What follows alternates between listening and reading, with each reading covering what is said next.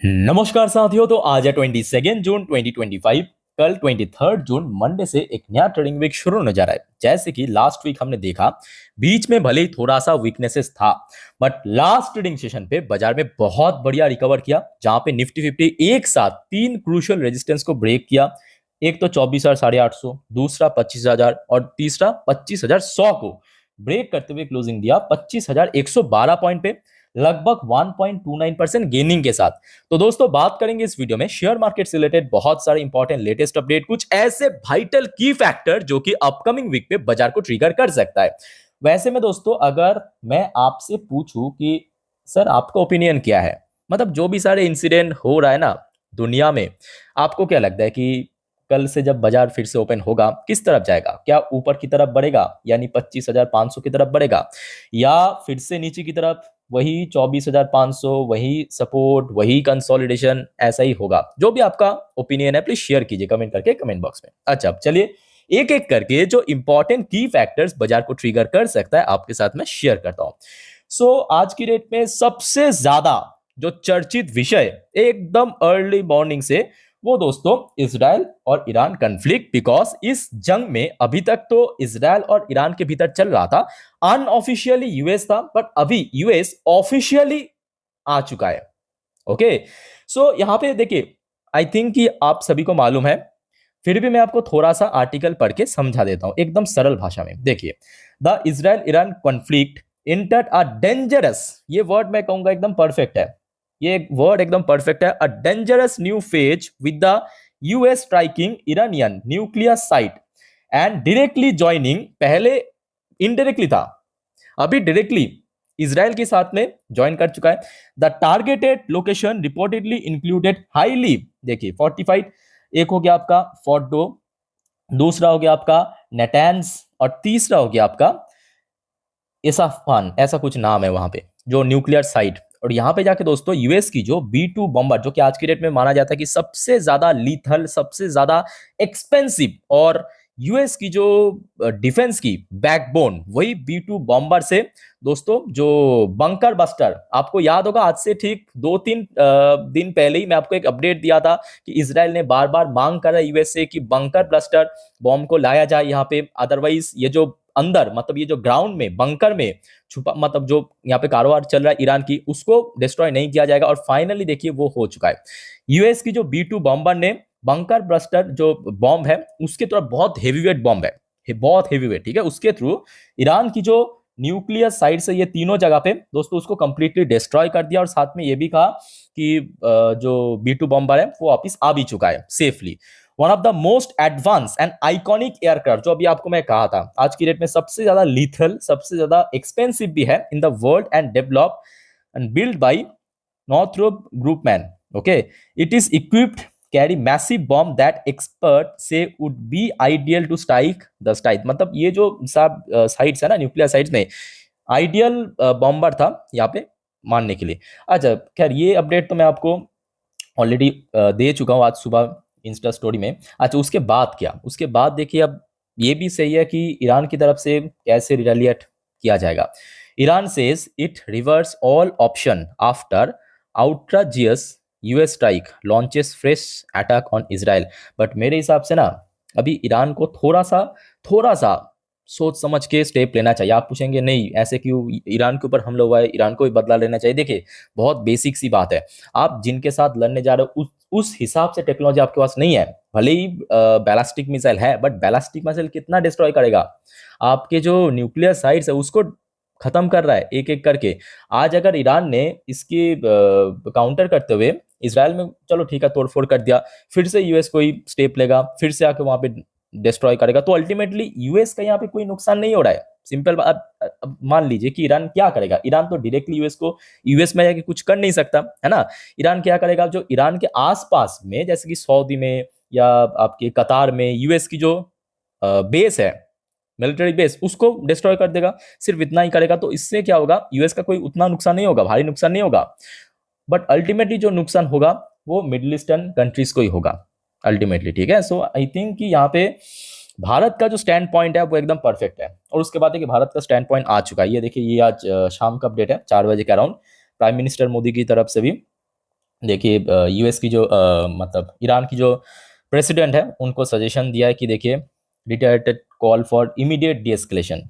तो I think कि भारत की स्टैंड पॉइंट एकदम परफेक्ट है। इमीडिएटली वहाँ पे अगर डी एस्केलेशन ना किया जाए, सब कुछ एकदम मतलब स्टॉप नहीं आके, तो ये कहीं ना कहीं बहुत बड़ा इंपैक्ट पड़ सकता है। ना कि देखिए भारत की इकोनॉमी की बात नहीं हो रही, पूरे दुनिया भर की इकोनॉमी, क्योंकि यहाँ पे सीधा सीधा दोस्तों कनेक्शन किसके साथ है, यहाँ पे सीधा सीधा कनेक्शन ऑयल के साथ है। तेल तेल का प्राइस अभी चल रहा है, लास्ट वीक आई थिंक मैं आपको आगे दिखाऊंगा, $72-73 पर बैरल के आसपास ब्रेंट एंड जो WTI, और वो आराम से 80-90-100 तक आराम से पहुंच सकता है, आराम से। ठीक है, अगर ऑयल स्ट्राइक हो गया ना, ऑयल स्ट्राइक याद रखना, ऑयल स्ट्राइक अगर हो गया, सबसे बुरी तरह फंसेगा भारत और चाइना। क्यों फंसेगा? क्योंकि ये सबसे बड़ा इंपोर्टर है, जो मिडिल ईस्टर्न देश से बहुत भारी मात्रा में तेल खरीदते हैं। और अगर इतना महंगे प्राइस में तेल खरीदना पड़ा, भारत की जो CPI डेटा, भारत की जो WPI डेटा, इन्फ्लेशन इतना कम हुआ ना, तो एकदम धड़ल्ले से बढ़ जाएगा। मतलब आप सोच भी नहीं सकते इतना चुटकियों में बढ़ेगा। ओके, सो दोस्तों ये अभी तक की अपडेट है जो कि आपके साथ में शेयर किया। बाय द वे, ये जो सब अपडेट है ना, मैं ऑलरेडी आज सुबह 8 से 8:30 बजे के अराउंड मेरे इंस्टाग्राम स्टोरी में डाल चुका हूँ। सो दोस्तों आप अगर इंस्टाग्राम में हो तो प्लीज़ मुझे फॉलो करके रखिए। इस मेरा जो इंस्टाग्राम हैंडल की लिंक आपको नीचे डिस्क्रिप्शन बॉक्स में मिल जाएगा। मैं अक्सर न्यूज़ वगैरह बार बार वीडियो बना के देखते रहता हूँ। सो जो भी जानकारी आता है, मिलता है मुझे, तुरंत मैं वहाँ पे डाल देता हूँ। ठीक है, इंस्टा स्टोरी में फॉलो करना जरूर। अच्छा, उसके बाद देखिए इसके अलावा भी और भी बहुत सारे इंपॉर्टेंट फैक्टर्स है, जैसे कि लास्ट नाइट को हमने देखा था यूएस मार्केट की क्लोजिंग कुछ खास नहीं था। डॉ जोन्स फर्स्ट अप में जहां पे था, सेकंड अप में थोड़ा नीचे क्लोजिंग दिया, मतलब फ्लैट क्लोजिंग। नैस्डैक की क्लोजिंग थोड़ा नेगेटिव हुआ था। अच्छा, बहुत सारे आईपीओ, ये मैं कहूँगा बहुत अच्छी बात है, बहुत सारे आईपीओ बाजार में लॉन्च होने जा रहे हैं। कुछ बड़े आईपीओ लिस्ट भी होगा, उनमें से कुछ जो मेन आईपीओ है एच डी बी फाइनेंशियल, ये काफ़ी ज़्यादा मतलब चर्चे में रहा, बहुत बढ़िया आईपीओ है। सो ये आईपीओ ओपन होगा नेक्स्ट वीक। ओके, अच्छा उसके अलावा याद रखना, सेंसेक्स जैसे कि निफ्टी 50 में रेजिक होता है, मतलब इंटरचेंजिंग होता है, कुछ ऐसे वीक परफॉर्म करने वाली शेयर को हटा दिया जाता है और कुछ अच्छे परफॉर्म करने वाली शेयर को इंक्लूड किया जाता है इंडेक्स में। ठीक वैसे ही सेंसेक्स जो 30, जिसमें भारत की टॉप 30 कंपनी लिस्टेड है, उसमें दोस्तों लास्ट डे चेंजेस हुआ है और वो कल से लागू होगा। याद रखना, लास्ट डे मतलब फ्राइडे के दिन चेंज हो चुका है। ठीक है, लास्ट डे क्या हुआ, ये जो टाटा ग्रुप से ट्रेंड और हमारे बेल, ये इंक्लूड हो चुका है, बट लास्ट डे ट्रेड नहीं हुआ।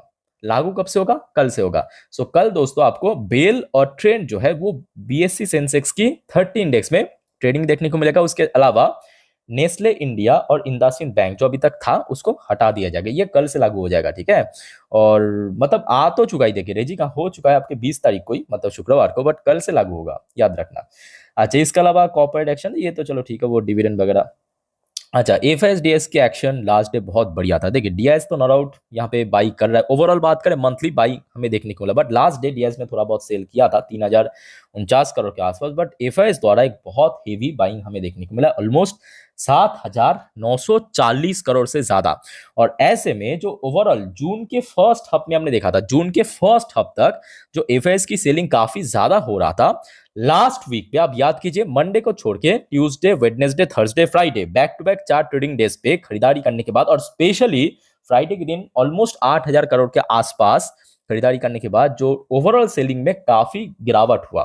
ठीक है, ओवरऑल जो फर्स्ट हाफ में देखने को मिला था वो तो लगभग 15, मतलब जो मुझे याद आ रहा है 13-15 करोड़ के आसपास पहुंच गया था, तो वो कम होके अभी जून की जो ओवरऑल फिगर लगभग 4192 करोड़ की सेलिंग हुआ है। तो आई थिंक कि अगर सब कुछ ठीक ठाक रहा, ये बाइंग में भी चेंज हो सकता है। ओके, अच्छा उसके साथ साथ ये बात भी सही है कि भारत की जो करेंसी इंडियन रुपए की वैल्यूएशन लास्ट कुछ समय से बहुत ज्यादा वीक हमें देखने को मिला, और ऑब्वियसली बात है, देखिए ऑयल प्राइस अगर बढ़ गया, भारत की करेंसी की वैल्यूएशन मान जो है वो और ज्यादा गिर जाएगा, याद रखना।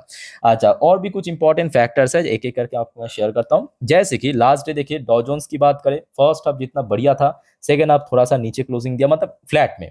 बाकी बात करें नैस्डैक, नैस्डैक भी हमने देखा फर्स्ट हाफ शुरू में पॉजिटिव ओपन हुआ, क्लोजिंग दिया नेगेटिव में, ½ % नीचे आके। ठीक है, अच्छा इसके अलावा देखिए ब्रेन क्रूड देखिए कल सबसे इंपॉर्टेंट ऑयल प्राइस, क्योंकि तेहरान यानी ईरान या उसके आस पड़ोस की देश ने अगर ऑयल स्ट्राइक कर दिया, या ईरान के जो बगल में जहां से तेल की जो बड़े बड़े जहाज गुजरता है, उसमें अगर दोस्तों नेवी द्वारा ब्लॉकेज कर दिया ना, याद रखना, उसमें अगर ब्लॉकेज कर दिया, पूरा बैंड बच जाएगा भारत और चाइना की। भारत और चाइना की पूरा बैंड बच जाएगा। और ऑयल प्राइस मोस्ट प्रोबब्ली कल मेरे हिसाब से $80 के आसपास, अगर ईरान की तरफ से ऑफिशियली डीएस्केलेशन की कोई घोषणा नहीं होता है कल सुबह तक, याद रखना कल आपको मिनिमम $80 पर बैरल के आसपास आपको दिखाई देगा। एकदम से स्पाइक कर जाएगा 10 से 15%, मैं कम कह दिया, इससे ज्यादा भी हो सकता है, याद रखना, ठीक है। सो ऑयल प्राइस अगर बढ़ गया, पूरा मतलब बहुत बड़े बड़े इंडस्ट्री एकदम चौपट हो जाएगा, और खास करके इकोनॉमी तो चौपट होगा ही। अच्छा, इसके साथ साथ इंडियन करेंसी की वैल्यूएशन लास्ट 5 ट्रेडिंग सेशन पे या लास्ट 2 हफ्तों से अगर हम बात करें, बहुत ज्यादा ड्रॉप हुआ है।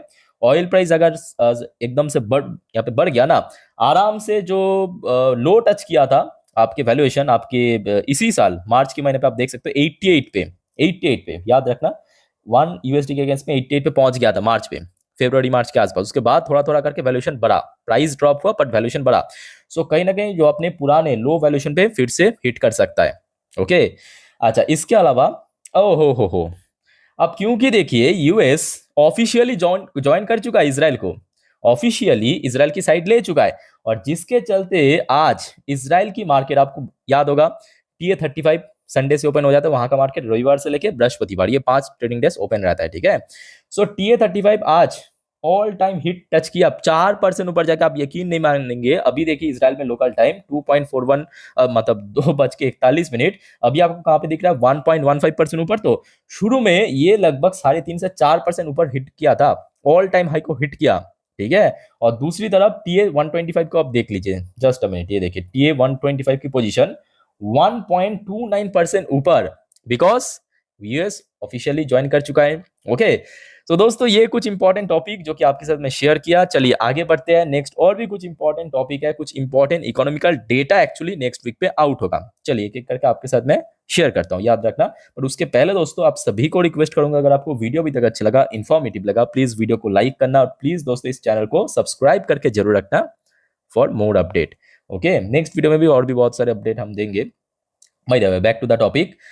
कल याद रखना, कल मतलब 23 तारीख को भारत की सर्विस पीएमआई डेटा आउट होगा। ये देखिए 23 जून कल दोस्तों भारत की सर्विस पीएमआई डेटा आउट होगा, जो कि इसके पहले मतलब आखिरी बार जब आउट हुआ था मई का डेटा, वो उतना अट्रैक्टिव नहीं था। और कल सेम डे पे ही भारत की जो मैन्युफैक्चरिंग पीएमआई, 2 पीएमआई होता है आपको मालूम होगा, एक सर्विस पीएमआई, दूसरा मैन्युफैक्चरिंग पीएमआई। सो मैन्युफैक्चरिंग पीएमआई का डेटा जो है लास्ट जो 2 जून का आउट हुआ था मई का डेटा, वो तो थोड़ा सा वीक ही था। सो कल आपको मालूम पड़ेगा, ठीक है। और उसके साथ साथ एक और इंपॉर्टेंट डेटा आउट होगा, वह है यूएस की क्वार्टरली जीडीपी डेटा, यूएस की क्वार्टरली जीडीपी डेटा। और ये दोस्तों कोई प्रेडिक्शन डेटा नहीं, ये एक्चुअल डेटा आउट होगा। इसके पहले जो दो डेटा आउट हुआ था, ठीक है, अप्रैल और मई पे, वो प्रेडिक्शन डेटा था। यहाँ पे आप देख सकते हो साइड में पी मेंशन किया, ठीक है। इस बार जो डेटा आउट होगा Q1 की, वो एक्चुअल डेटा, और ये आउट होगा आपके 26 तारीख को, याद रखना 26 तारीख, मतलब कल 23, 24, 25, 26 मतलब बृहस्पतिवार का आउट होगा। सो इस बार भी फोरकास्ट आया है, यूएस की जो जीडीपी कॉन्ट्रैक्शन फेज में पहुंच सकता है, मतलब -0.2% नेगेटिव जा सकता है, ठीक है। सो दोस्तों चैनल के साथ कनेक्टेड रहना, अपडेट मैं आपको टाइम टू टाइम दे दूंगा। नेक्स्ट वीडियो में और भी बहुत सारे इंपॉर्टेंट टॉपिक के ऊपर हम अपडेट करेंगे। और दूसरी बात देखिए बाजार तो नीचे से शुरू होगा कल, वो तो एकदम मान लीजिए कि कंफर्म है, बट उसके बाद किस तरह मूव करेगा, कि ऊपर की तरफ बाउंस बैक करेगा, रिकवर करेगा। सो दोस्तों इससे रिलेटेड आज रात की 10:30 की वीडियो में हम जानकारी देंगे आप लोगों को, और साथ में पूरे दिन की शेयर बाजार की अपडेट को मिस मत करना, एक भी वीडियो, ठीक है, और स्पेशली रात की 10:30 की वीडियो। सो दोस्तों इस वीडियो को वाइंड अप करता हूँ, मिलते हैं नेक्स्ट वीडियो में, टेक केयर, बाय बाय, जय हिंद।